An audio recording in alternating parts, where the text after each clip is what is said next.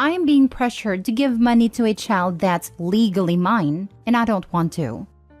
Small detail before I begin the story. I'm from Europe, and the system in here is a bit different than in the US. I, 46 male, have 4 children. 3 are biologically mine, 1 is my wife's affair baby. The oldest one is Olivia, 26, twins males are 22, and the youngest Emma is currently 17. I discovered that Emma wasn't mine about 2 to 3 months after the birth. From the first time I've seen her, we didn't look anything alike, and I was quite suspicious but ignored it for the time being. I just didn't think that my ex would cheat on me, and I just hoped that I was imagining things. Then after 2 months, I decided to do a paternity test, and just to be sure if our baby wasn't mixed up, I did one for my wife as well. The results arrived after a few weeks, and not surprisingly, the kid isn't mine, and there was no baby mix-up. I filed for divorce shortly after. The divorce was long, expensive, and ugly, but at the end I got 50-50 custody for the twins and Olivia. As for the youngest, I had to pay child support. I tried to fight it with evidence that the kid wasn't mine, but the court verdict was that she was legally mine, so I had to pay it, unless the father of the youngest would show up and take responsibility. My ex absolutely refused to tell anyone who the father was, and claimed it was just a few nightstands and doesn't know who the guy is. As a result, I'm stuck paying child support for 18 years. I told my ex that without child support, she wouldn't receive anything else from me, that I won't be a father for Emma, and I don't want to see her. After the divorce was finalized, I moved to a different city. I just wanted a fresh start, and it was difficult, but everything worked out except for dating. I tried learning to trust again, but it was extremely difficult. And at the end, after many failed relationships, I ended up single. The main issue was I couldn't trust anyone except my kids and family, and that mainly destroyed every single relationship I had. I tried therapy, but that led basically nowhere. After a few years, when Olivia was 14, she got in a huge fight with my ex and decided to live with me. The fight with her mother happened because she wanted to take Olivia's money that she was saving. As a result, Olivia wanted to stay away from her mother, and she decided to live with me until she was 20. Here is where the problem begins. For my children, I was saving money, and each got 65,000 euros after they finished school. I tried to teach them to not waste money and invest, but at the end it was up to them. Fortunately, they invested the money smartly, and are currently living independently. But the problem started when my ex started hinting about Emma, asking when will she receive money like her other siblings. At first, I thought she was joking and jokingly said, when her real father shows up. She got extremely angry and started yelling about how bad a father I am, and that joke was inappropriate.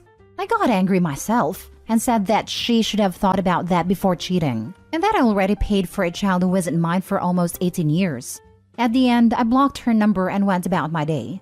That evening, Emma called me and asked why she won't receive anything. I politely said that she knows that she isn't my child. She got angry, yelled that this wasn't fair, and hung up. My ex keeps calling with different numbers and keep yelling what a bad person I am. I can afford it. Obviously, it would leave a dent in my savings, but at the same time, I don't want to do it. Me and Emma never had a relationship. Maybe we would speak 2 or 3 times a year. But at the same time, I feel guilty for excluding and punishing her for what my ex did. Now for the top comments. If the kid is 17 already, wouldn't that mean you only have 1 more year to pay support for Emma? Or are you saying you need to pay child support for Emma until she's 35? The remaining time is less than a year. No, my ex just wants to get more money from me, and that's probably it. Pay until the end. Keep them locked. Tell Emma to find her bio father. And finally, move on. And when she finds her bio dad, sue him and the ex. I won't achieve anything with that. Even if the father appears now and admits everything, I wouldn't get any compensation for those years. It's best to just let go. What happened already happened. You have paid a child support that was court-ordered for a child that biologically isn't yours. You have made those payments in full. That is the end of your obligation to that child. Your ex decided to cheat and not go after the bio dad for child support, etc. I'm sorry, but you don't owe that child anything else. You didn't raise her. You were just forced to pay for them. Your ex can give them some money. Keep your money and use it for your retirement or for your future grandchildren.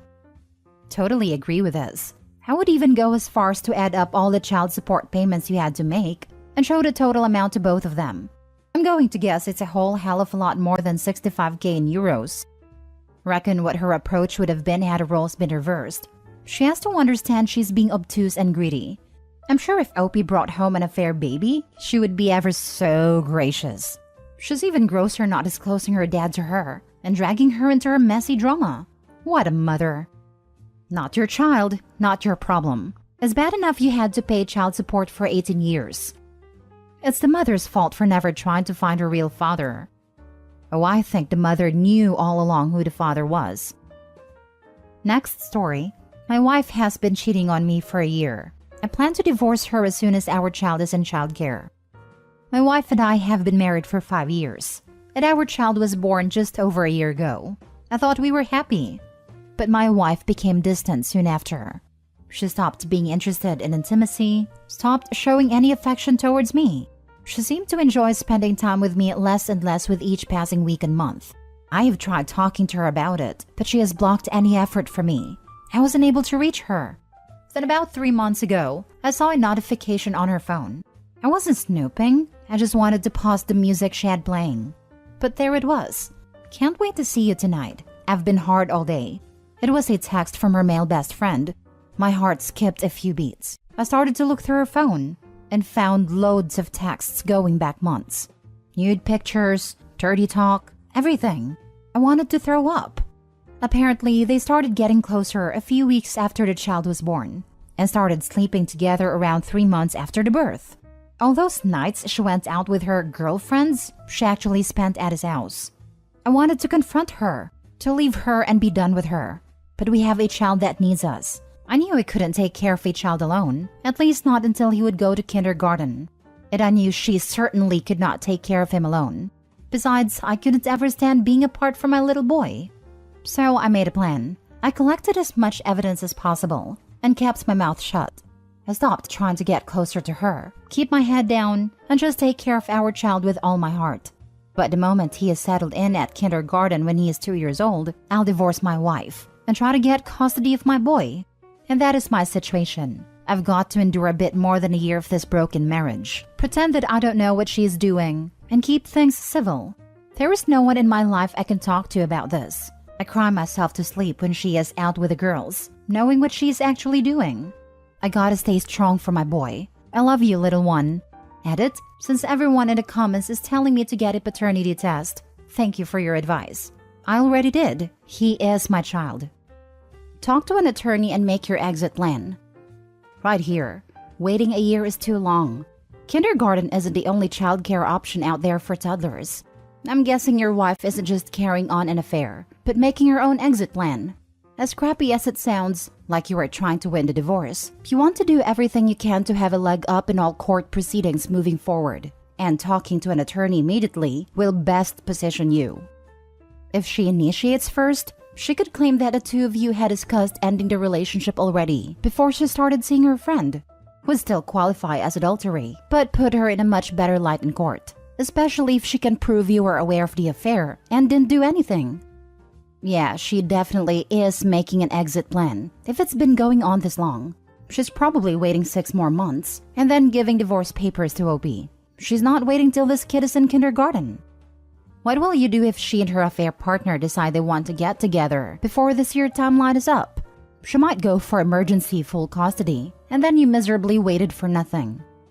Also, be mindful of her friends trying to either support you, as some of them definitely knew what she was doing. They'll gaslight you that her friendship with the guy was platonic.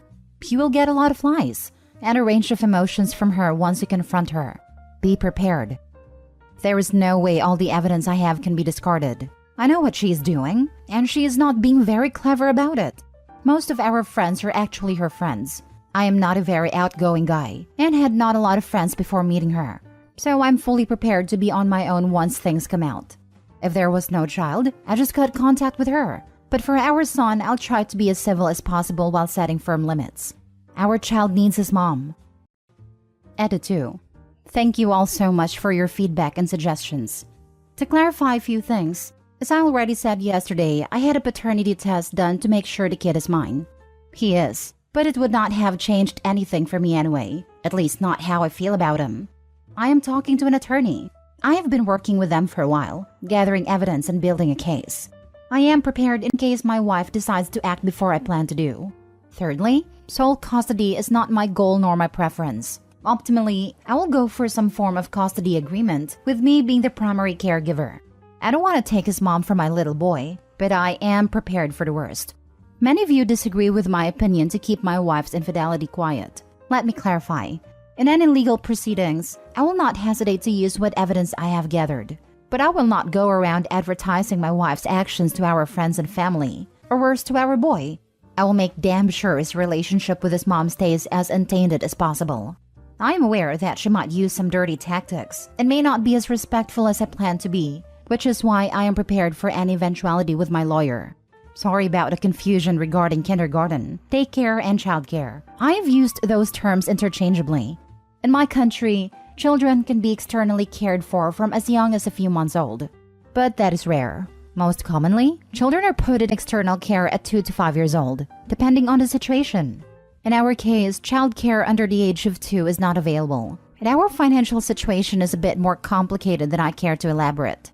Suffice it to say, I have done my research and have determined that external childcare is not feasible or affordable until he is 2, and me staying home to care for him full-time is also not feasible. So, to be sure I can take care of him all by myself, in case the separation goes less than smooth, I am waiting until he is regularly going to external childcare. Last story. I let my niece be adopted. Some people judge me for it, but I think I made a right choice. I love my sister Maggie. She and I had a very rough childhood, and it bonded us. We were raised around drugs, alcohol, and abuse. I managed to escape, went to college, and made something of my life.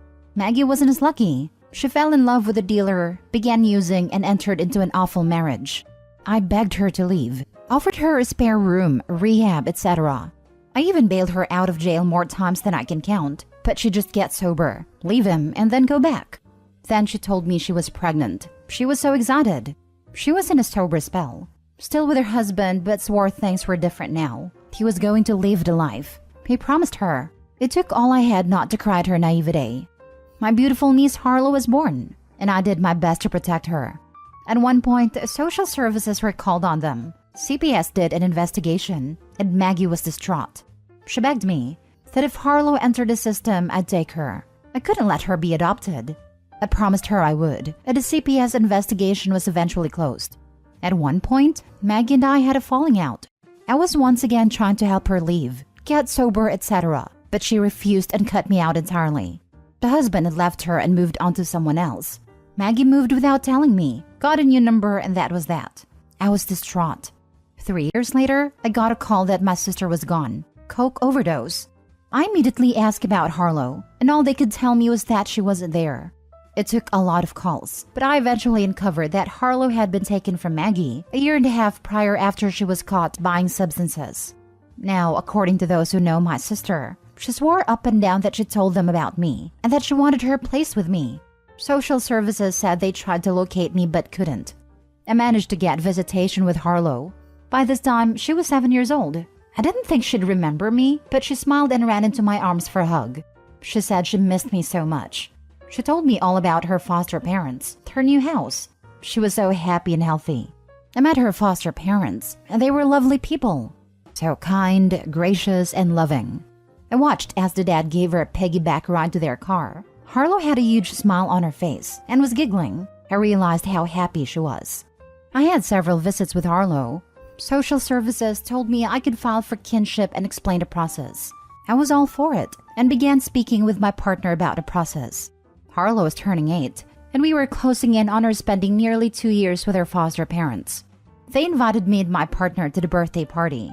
She had so many friends from school there. She was clearly attached to not only her foster parents, but their families. She had a huge house with a yard. The foster parents had 2 older sons who were so good with her. It was like they were a family. The foster mom told me that prior to me showing up, they planned on adopting Harlow, but understood that she may end up with me. She offered to support me in that, but I could tell it was breaking her heart. So the next visit, I asked Harlow how she'd feel about moving in with me. She got sad and asked about her foster family. She referenced them as mommy and daddy. It was in that moment I knew this was her new family. I asked if she wanted them to be her forever family, and she said yes. So I denied taking on kinship. We have no other family, and her biological father was not interested. I then wrote a letter to the judge blessing the foster parents to adopt Harlow. It wasn't necessary, but I figured I'd try to help as much as possible. 6 months later, Harlow was adopted. Harlow is now 13. I'm still her aunt. Her parents invite me to dinner. I go to birthday parties. They came over to our house on Christmas Eve, and we exchanged presents. Harlow is in therapy for her early years, but is happy now and thriving. Her parents are so loving and caring. Some people in my sister's life have judged me. Maggie wanted her with me after all. My partner's brother was adopted, and he didn't agree with my choice. He feels children should stay with biological families. He has a lot of trauma from his adoption, and he knows Harlow will too. He says one day she may hate me for this. And yet, I'm okay with that. Tearing her from that family would have been so selfish. She's happy and thriving in that home. I feel like she does stay with her biological family by you being in her life. You don't live together, but the fact that you are there for her must make her feel not really abandoned. I think it sounds great. She has so many adults who love her. I wish I had someone outside my family growing up who cared as much as you do. Right? OP is her aunt, and stays her aunt. Nothing is changing that. She still has her relationship with her. Me and my sister had a conversation about what happens to my niece if God forbid both her and her husband died. She said she wanted her daughter to go to her friends and how I felt about it. I said it was the best option, and I'm not hurt at all. I don't have a lot of money. I live in an apartment with roommates because I can't afford to live alone. I'm a chef and requires long hours, working weekends and holidays. And the most important thing, I don't like kids or ever want them. It would be a hard transition for my niece because she doesn't know them as well as me. But long term, it would be best. They have good jobs in the house. If she came with me, I would have to uproot my whole life and would have to do it all on my own. I wouldn't be around much because of work. This scenario is not good for either of us. I would still be in her life if she went to my sister's friends, but me taking kinship of her would be a bad decision for me. And more importantly, her